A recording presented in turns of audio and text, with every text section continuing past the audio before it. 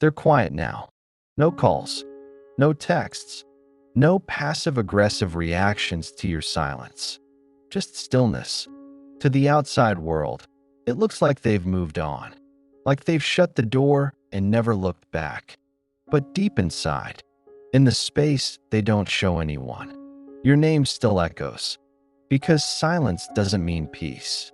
Sometimes it means obsession with nowhere to go.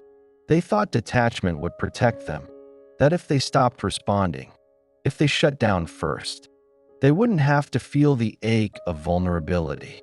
But what they didn't know is that your silence would speak louder than their defenses ever could.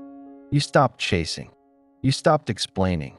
You stopped holding emotional space for someone who gave you fragments in return. And now, they're left alone with the version of you they only knew in glimpses. The one who cared fully, felt deeply, and showed up even when they didn't ask.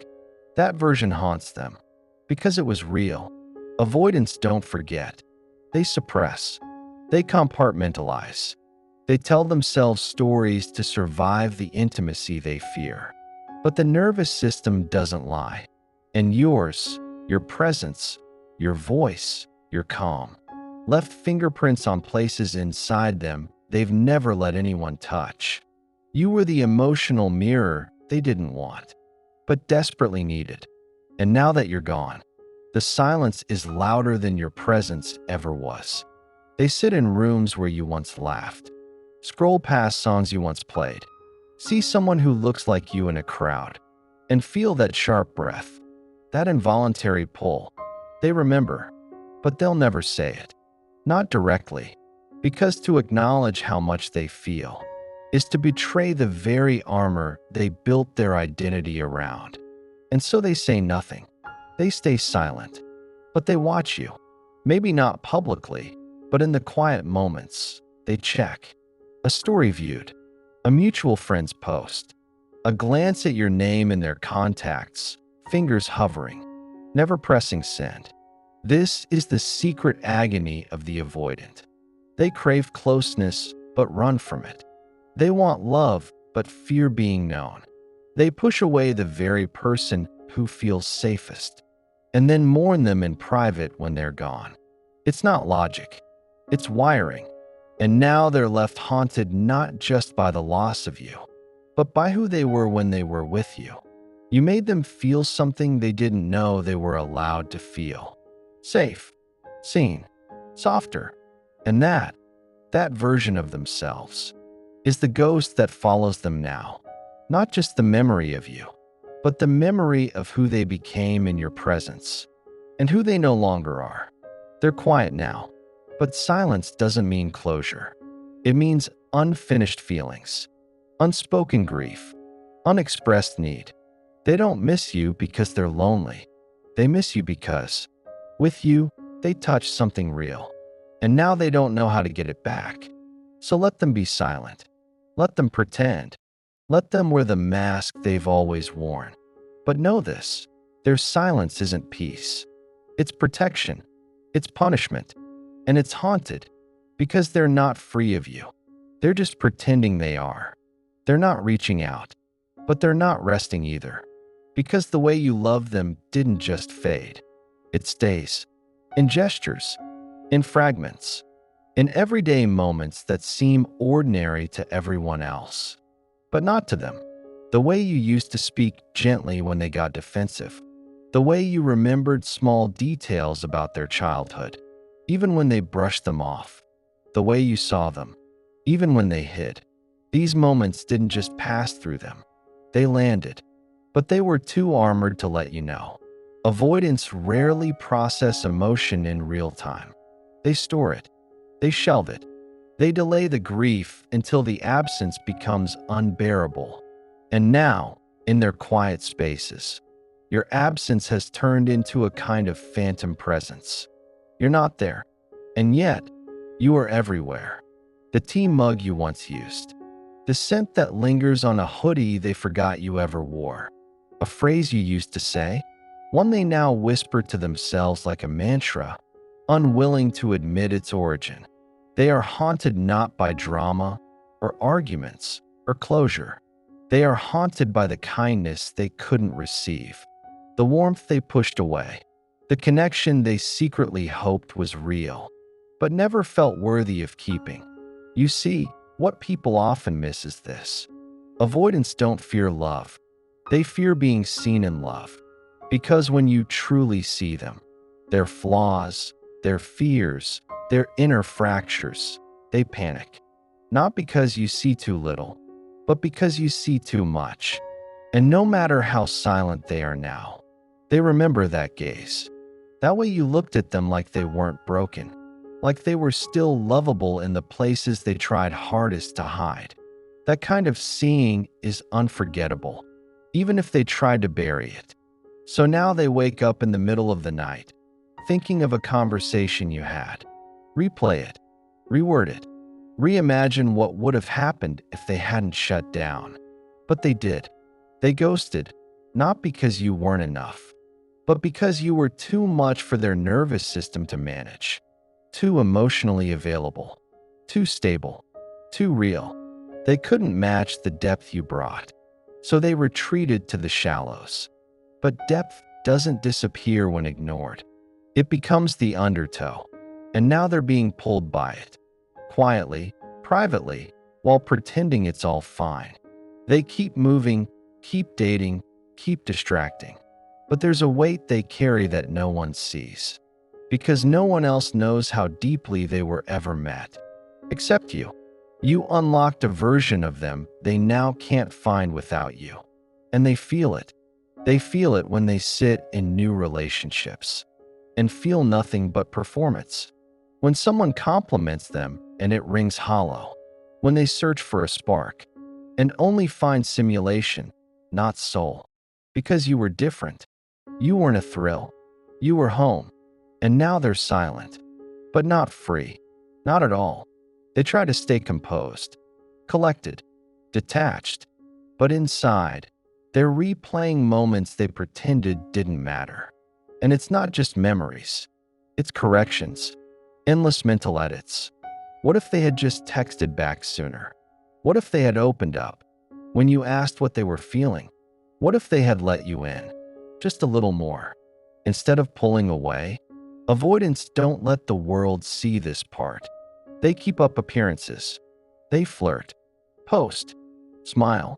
But beneath the performance is a private theater of regret, always playing on loop. And no matter how much they try to distract themselves, it only takes one trigger, a scent, a song, a familiar expression on a stranger's face. Suddenly, they're back there, in that moment with you, the one they walked away from but never emotionally left. Because when someone touches your core self, the part beyond ego, beyond wounds, beyond masks, you don't just move on. You carry them. And that's what's happening now. They are quiet, yes, but haunted by what they couldn't give, by what they felt and never expressed, by what was real and too big to handle. You see, regret isn't always loud. Sometimes it lives in the eyes, in the forced laughter, in the late night scrolling through old messages. They can't bring themselves to delete. You became a reference point, a benchmark of emotional safety they now compare everyone to. But no one else fits. No one else makes them feel safe and terrified at the same time. Because you love them in a way they didn't know how to love themselves. And now, they wear that absence like a second skin. And they won't talk about it. They won't reach out. Because to admit they miss you is to admit they made a mistake. And avoidance would rather suffer in silence than confront the part of themselves that knew better, but didn't act. So they tell themselves it was for the best, that you were too much, that they're better off this way. But at 1:13 a.m., when they lie in bed staring at the ceiling, they know the truth, and it hurts, because they didn't lose you suddenly. They lost you moment by moment, wall by wall, withdrawal by withdrawal. And now, the silence is filled with echoes of your laughter, of the softness in your voice when you were trying to understand them, of the way you always waited until you didn't. You were patient, but not permanent. And now that you're gone, they finally realize what you were. Not just a partner, not just a comfort, but a mirror, reflecting a self they had never dared to meet. They never told you this, but you were the first person who saw beneath the silence. Not just the person they presented to the world, but the parts they never named. The sadness, the fear, the deep, aching belief that they were unworthy of real love. You didn't just love them, you understood them. And that terrified them more than rejection ever could. Because rejection they were ready for. But being understood, being loved without needing to perform, that was unfamiliar territory. And unfamiliar felt dangerous. So they ran. And now that you're no longer standing at the emotional doorway, they finally feel what they spent so long trying to avoid. The collapse of their defenses, the unraveling, the guilt, the realization that love doesn't chase forever. Your silence did what your words never could. It gave them space to meet their own emptiness, to sit in the stillness they used to crave, and finally understand why it never made them feel safe. Because silence isn't peace when you're haunted. It's a mirror, and now they're forced to face it. They scroll through life with an ache they can't name. They pick up their phone and put it down. They type messages they'll never send. They rewatch old stories just to feel closer to something they no longer have access to. And still, they stay quiet. Because reaching out would mean shedding the very mask they've worn their whole life. And until they're ready to lose that mask, they'll keep losing what matters most. But here's the beauty in all of this. You don't need their closure, because this wasn't just about them. It was about you returning to yourself, choosing self-respect over confusion, peace over performance, wholeness over holding on to someone half-present. They were your lesson, not your destiny. And now, their silence doesn't control you. It reveals them. Because when someone can live without your love, it's not your absence they feel. It's their own emotional poverty. And now you're free. Free from the obsession of decoding them. Free from walking on eggshells, hoping they'll show up differently. Free from shrinking your emotional depth, just to make them feel comfortable in shallow waters.